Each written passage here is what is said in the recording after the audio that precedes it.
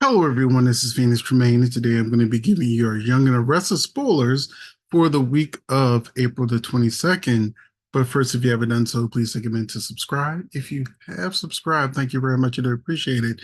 Please hit that like button so YouTube knows the good soap fans. And these two things are very free to do, and it only takes a few seconds to click.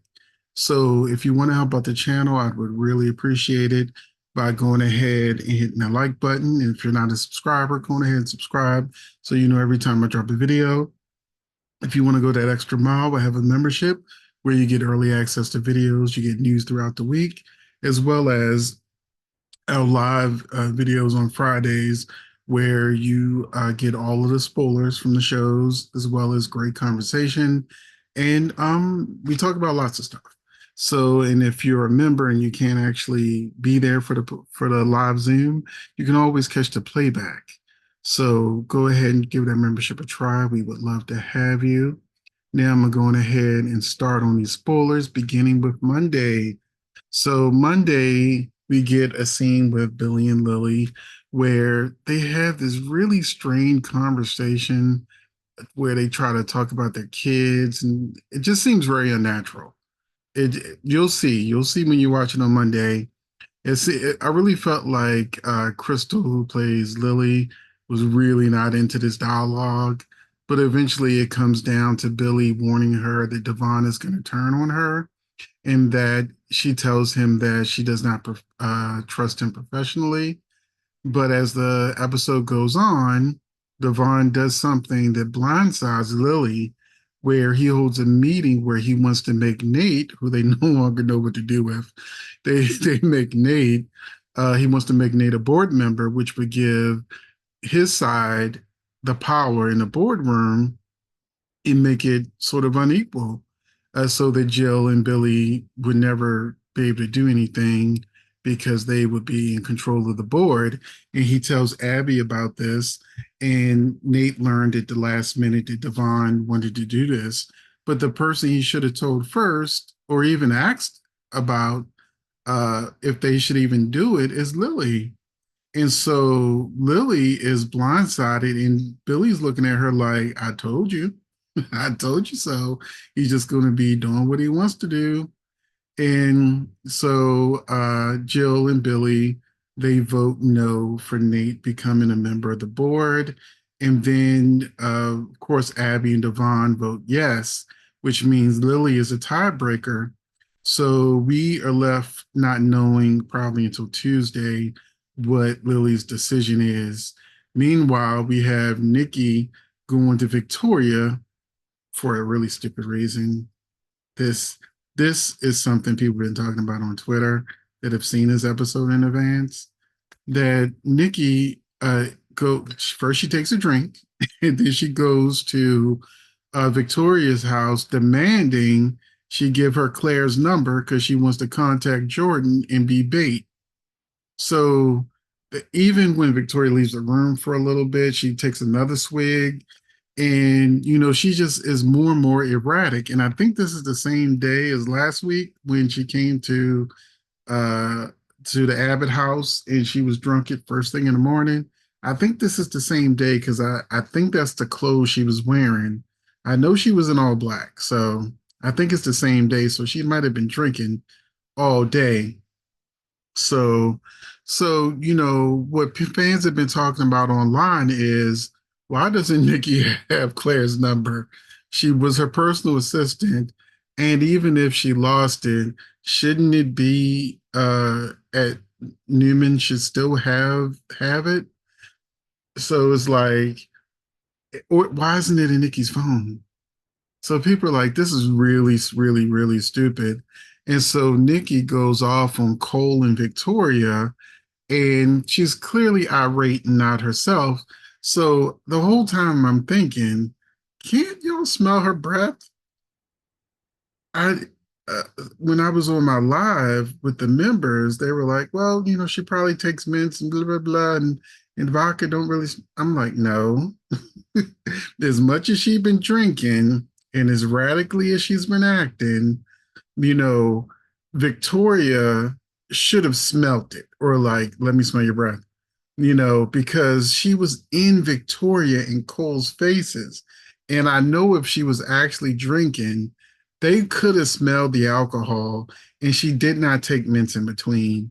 So that, and combined with her attitude, I would have had Victor on the phone like, look, we got to get her in rehab now. She's trying to be bait with no plan. Like, what is Nikki gonna do uh, if Jordan takes her up on her offer? We saw in the preview for this week that she's in the alley waiting for Jordan, and she jumps soon as she hears a sound. So Nikki has been basically putting herself in danger, making all the wrong decisions, and now she's just trying to make another one, which is crazy. Also, I like the scene where Victor, uh, where of course Summer, I did a whole video on Summer acting crazy, feeling like Claire's public enemy number one, even before anything happened that would make Claire public enemy number one.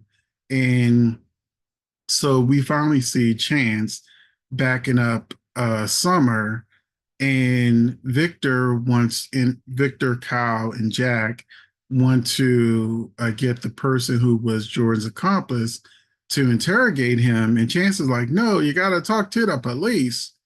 And Victor's like, no, get out. And then Chance and Summer are like mad. He's like, and see, when I was with Abby, he was still doing the same things. And I'm like, Chance, shut up. They don't know what to do with you either. But I like that Victor told Summer, look, I don't think Claire is responsible. And Kyle told her to her face too. I don't think Claire is responsible for, kidnapping Harrison. We think that both of them are in danger.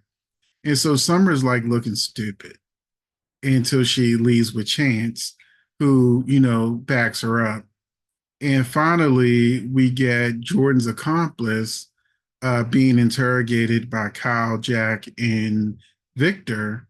And, Victor offers him $100,000 to tell him everything he knows about Jordan and what happened with, Harrison. And that's how the episode goes off. And so now we'll get to the other spoilers. Tuesday, Victor takes matters into his own hands. Jill does damage control with her team, and Victoria helps Nikki make a dangerous decision. So Jill doing damage control makes me wonder what Lily's decision was. Does she put Nate on the board, which would cause Jill to go into a panic? Or did Lily go against Devon, and Jill's in a panic? So because he may, she may change her mind. So I honestly don't know what Lily's decision will be, but I am excited to see how she shakes the table or leaves the table alone.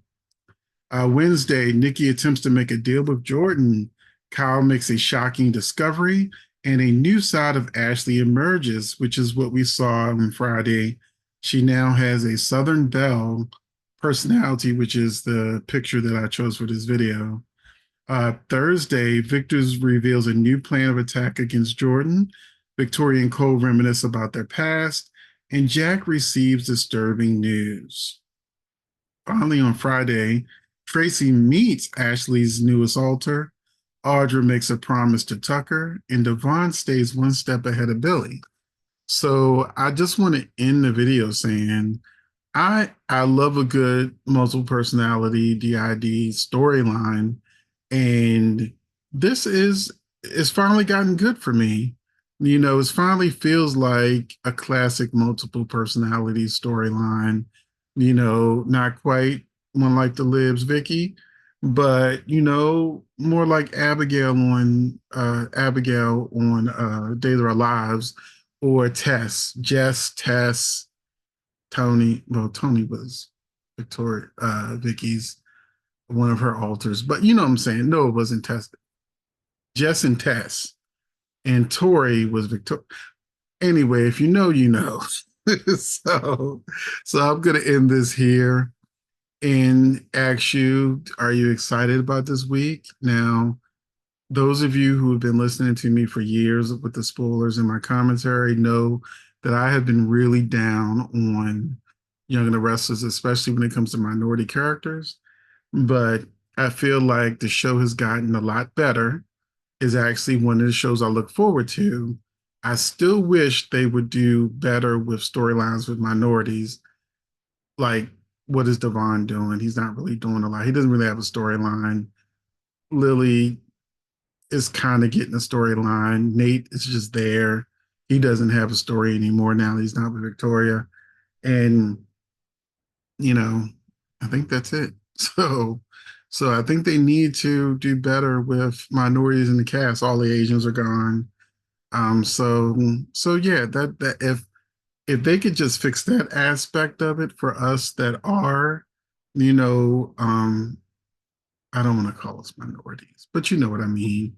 Whether you're Black, Asian, Latin, because I think all the Latins are gone too. Audra's Latin, but I really feel like they don't want to do with Audra either or Tucker.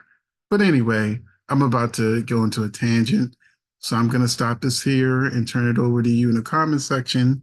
I do enjoy Young and Restless now. It is like my number two soap. My number one is General Hospital.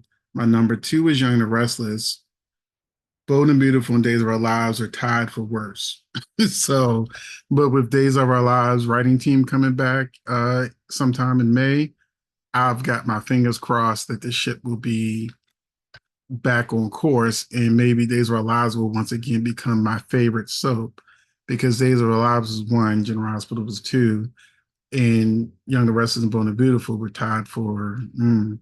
And I'm contemplating watching The Bay. There's 6 seasons. So, but The Bay has a lot of our classic soap actors are on The Bay, and it's on Peacock. So uh, we may want to check that out. And I say we because, we should be supporting all soaps. So thank you for watching, and I'll see you in the next video.